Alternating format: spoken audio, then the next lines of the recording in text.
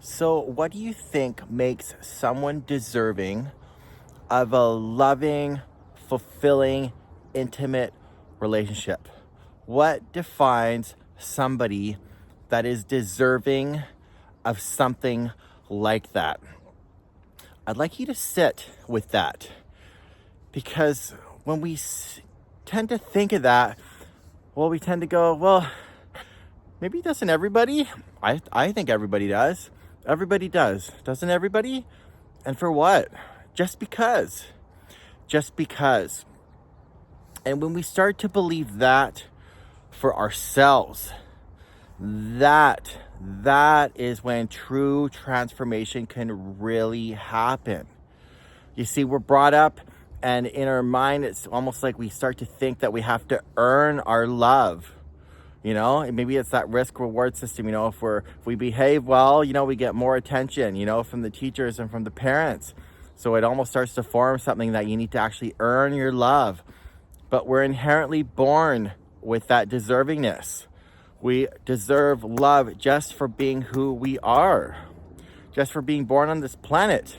If you believe in a higher spirit, just because you're, a child of God, if you believe in God, just because you're part of this, amazing ecosystem here on earth, whatever you want to say, you deserve it just because. And it's such a powerful thing to start believing that I am deserving. And you really do have to feel like you deserve it, right? And a lot of times I find in our progress, we have to almost trick our brain into maybe taking actions to start tricking our brain into thinking we're deserving. But what happens is once we start to reach certain plateaus, like we get that job and we think, we're going to be all fulfilled, or, we win, we make so much money, or, we get the body that, we've been after for a while, we lose that weight. A lot of times there can be like this drop off of energy and happiness.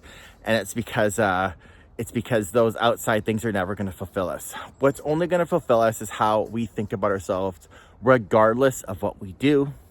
And regardless of what we say or act or do anything, we just have to believe we are worthy of love right now.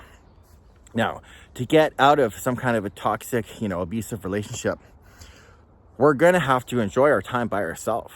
Like, we are going to have to absolutely love spending time by ourselves and feeling whole by ourselves. How do we do that?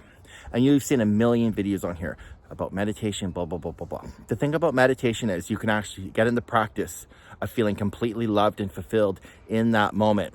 I teach meditation in my course. Go check it out below if you're looking for help with that. Why that's so powerful is you get to practice feeling loved and fulfilled without anybody around. And then what happens is when you start to go around people that are toxic, you start to ask yourself, am I having fun? Am I feeling fulfilled? No. And then by yourself, you're like, I am starting to feel having fun and be fulfilled on my own, rather than being around, that horrible person.